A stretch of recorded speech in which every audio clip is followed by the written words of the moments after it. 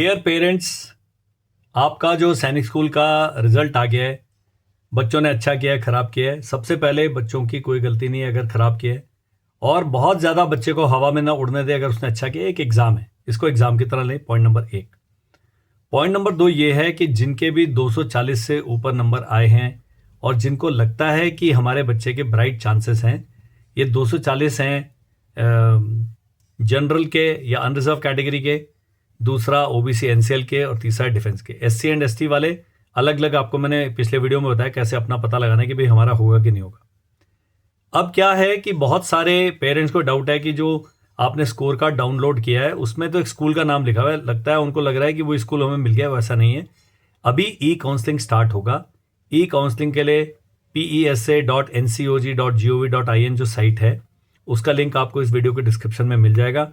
वहां पर जाओ, आप काउंसलिंग प्रोसेस में जाएंगे, उसमें काउंसलिंग शेड्यूल आएगा और उसमें चॉइस फिलिंग के लिए आपको डेट्स बताई जाएंगी कि चॉइस फिलिंग इस दिन शुरू होगा, इस दिन खत्म होगा। वो चॉइस फिलिंग आपने अपने बच्चे के मार्क्स के आधार पर करनी है। पिछले साल का यदि आप कट ऑफ वाला हमारा वीडियो देखेंगे, जिसका इस वीडियो के डिस्क्रिप्शन में लिंक मिल जाएगा आपको, तो आपको पता लगेगा कि मुझे किस सैनिक स्कूल को प्रायोरिटी 1 देना है, किसको 2 देना है।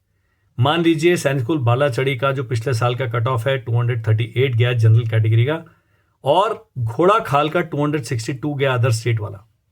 तो आपके जो चांसेस हैं, अगर आपके बच्चे के 242 नंबर आए तो बालाचड़ी को ऊपर रखने में आपका ज़्यादा लाभ है बजाय कि घोड़ा खाल को। तो ये जो इमोशनल जो बातें हैं इनको थोड़ा सा लॉजिकली आपने सॉल्व करना है। Point number 1। पॉइंट नंबर 2 ये है कि इसके बाद आपका जब चॉइस भरने का आप चेंज कर सकते हैं सारे के सारे सैनिक स्कूल को, और जिसने एसएस प्लस एनएसएस दिया है एक ही बार आपने प्रायोरिटी उसकी सेट कर देने पूरी ई काउंसलिंग के लिए। केवल स्पॉट एडमिशन के लिए छठे राउंड के बाद आपको दोबारा प्रायोरिटी चेंज करने का मौका मिलेगा क्योंकि वैकेंसी चेंज हो जाएगी। तो पहले 10 स्कूल इतने इंपॉर्टेंट हो जाते हैं, उस 10 स्कूल का जो आपने जो कट ऑफ है अपने बच्चे के मार्क्स के आसपास रखना है तब आपका जो सेटिस्फैक्शन लेवल हाई है तब मिलेगा आपको। आपने क्या करना है, जिस स्कूल में बिल्कुल दिल से भेजना चाहता है उसको तो नंबर 1 डाले हुए आपने, होम स्टेट वाले को डाला है, उसको नेक्स्ट वाले को 2 पे डाल दें, 3 पे डाल दें, और जिन जिन स्कूलों में आप अपने बच्चे को भेजने के लिए तैयार हैं उनको पहले 10 में रखें, बाकियों को जाने दें। बाकी पीछे जो 10 के बाद जो भी प्रायोरिटी सेट करता है उससे कोई ज़्यादा फर्क नहीं पड़ेगा। अब मान लीजिए आपका 27 नंबर वाला स्कूल अलॉट हो गया, आपने कुछ नहीं करना, रिकंसिडर दबा देना पहले राउंड के बाद। सेकंड में भी 23 नंबर वाला हो गया तो रिकंसिडर दबा देना है। थर्ड राउंड में आपको 16 नंबर वाला हो गया, रिकंसिडर दबा दिया। मान लीजिए चौथे राउंड में आपको 9th वाला मिल गया। अब थोड़ी सी गड़बड़ है कि चौथा राउंड चल रहा है, तो तब आपके पास ऑप्शन आता है होल्ड एंड कंटिन्यू। होल्ड करें और कंटिन्यू वाला ऑप्शन चलते रहने। दैट मीन्स जो 9वें नंबर पे आपका स्कूल था वो फर्स्ट 10 वाला है, उसमें आपने जाके एडमिशन ले लेना है। उसके बाद नेक्स्ट राउंड में मान लीजिए आपको 5th नंबर वाला मिल गया, तो इस स्कूल से आपका ट्रांसफर 5th वाले स्कूल में हो जाएगा। ये है पूरा होल्ड एंड कंटिन्यू का सारा प्रोसेस। जब आपका एक्सेप्ट हो जाता है, रिकंसिडर हो जाता है, होल्ड एंड कंटिन्यू ऑप्शन होता है, एक तो है कि बच्चे को कोई अलॉट ही नहीं हो तो बेचारा अपने आप ही अगले राउंड में चल जाएगा। लेकिन जिनको कोई भी स्कूल अलॉट हो जाता है उनके पास 3 ऑप्शन में से आपने एक ना एक एक्सरसाइज करनी है। एक्सेप्ट करना है, या रिकंसिडर करना है, या फिर होल्ड एंड कंटिन्यू करना है। तो इस प्रकार पूरे 6 राउंड चलेंगे। मान लीजिए पूरे 6 के 6 राउंड में आपको कोई भी अपना ढंग का स्कूल नहीं मिलता तो फिर आप छोड़ दीजिए, फिर मत ज्वाइन करिए। लेकिन यदि आप एक्सेप्ट कर लेते हैं या होल्ड एंड कंटिन्यू कर लेते हैं, आपका ई काउंसलिंग प्रोसेस उस फेज का समाप्त हो जाएगा। रिकंसिडर वाले अपने आप अगले राउंड में चले जाएंगे। अब क्या होगा जी, आपका डेट आ जाएगा मेडिकल का, डॉक्यूमेंट चेक का, और किस दिन आपने मेडिकल और डॉक्यूमेंट लेके स्कूल में पहुंचना है और फीस जमा कर देनी है। जब आपका एडमिशन कंफर्म हो जाता है तब वो वैकेंसी आपके नाम पे रिजर्व हो जाएगी। अगर आप नहीं ज्वाइन करते हैं, मेडिकल नहीं कराते हैं, फीस नहीं जमा करते हैं, तो वो वैकेंसी फिर जनरल कैटेगरी में जाके पूरे पूल में रिलीज कर दी जाएगी और फिर आपका उस पर कोई अधिकार नहीं रहेगा। आप ऑलरेडी ई काउंसलिंग से आउट हो चुके हैं।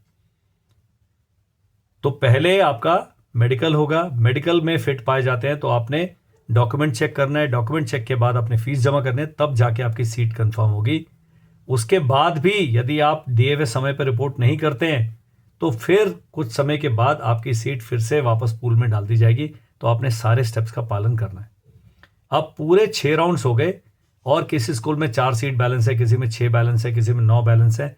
ऐसे करके मेरिट दोबारा से आपको रिकंसिडर करने के लिए कहा जाएगा। भाई अभी भी आप सैनिक स्कूल में बच्चा भेजने के लिए तैयार हैं तो आप इस दिन इस सैनिक स्कूल में आपका नाम आया वहां पहुंच जाएं। वहां पर आपका स्पॉट एडमिशन होगा, फीस, डॉक्यूमेंट, मेडिकल सबके साथ आपने वहां पर पहुंचना होगा और ये सारा प्रोसेस पूरा 20 सितंबर से पहले खत्म हो जाएगा। तो इतना लंबा है इस चीज का काम, वो आपने बिल्कुल हमारे साथ बने रहना है। अभी जल्दी हाय तौबा नहीं बचानी। अभी रात को ही 200 मैसेज आ गया है, क्या भरें क्या भरें, अभी तक खुला ही नहीं है। अभी आपका चॉइस वाला विंडो नहीं खुला है। आज रात को खुल जाएगा, कल सुबह खुल जाएगा, कल शाम, परसों सुबह, जैसे ही आएगा पता लग जाएगा सबको। और ऐसा नहीं कि 1 घंटे के लिए खुला रहेगा और आपने चॉइस भरनी है। अब आपके पास क्या डेटा है? आपके पास ऑल इंडिया मेरिट लिस्ट है 1, आपके पास पिछले साल का कट ऑफ है 2, आपके पास अपने बच्चे का स्कोर कार्ड है 3। इन तीनों डॉक्यूमेंट्स की मदद से पहले 10 और 15 स्कूल की आप लिस्ट बना ले कि भाई ये हमारे भाई साहब और मैडम का परफॉर्मेंस है और ये है। अब जो जनरल कैटेगरी का 123 नंबर है, भाई कुछ मत करिए ना आप ई काउंसलिंग में हिस्सा नहीं भी लेंगे कोई फर्क नहीं पड़ेगा। ये उन सब के है जिनके 200 से ऊपर वाले मार्क्स हैं, जो इन 3 कैटेगरीज में आते हैं। SC ST is a surprise thing. कभी कभी किसी स्टेट में देखेंगे SC का कट ऑफ 262 गया है, किसी में 93 गया हुआ है। तो उस स्टेट में शेड्यूल कास्ट, शेड्यूल ट्राइब वाले उनका क्या परफॉर्मेंस रहा है उस पर लार्जली डिपेंड करता है। अदर स्टेट में तो SC ST वाले भी 200 से कम वाले किसी के होने का चांस बहुत ही मुश्किल है। तो ये सब जीवन के कटु सत्य हैं, उनसे जितना जल्दी आप वाकिफ होंगे उतना लाभ होगा। बाकी स्क्रीन पर एक नंबर आपको मिलेगा, स्क्रीन पर नहीं मिलेगा तो हमारे डिस्क्रिप्शन में मिल जाएगा, उस पर आप हमें व्हाट्सएप कीजिए। ये नंबर है 7417656633। हम अगले 5-6 दिन तक इतने सारे वीडियोस डाल देंगे तो कि आपके छोटी छोटी जो डाउट्स होते हैं उनको क्लियर कर देंगे। That is all in this video. Thank you, bye bye and जय हिंद।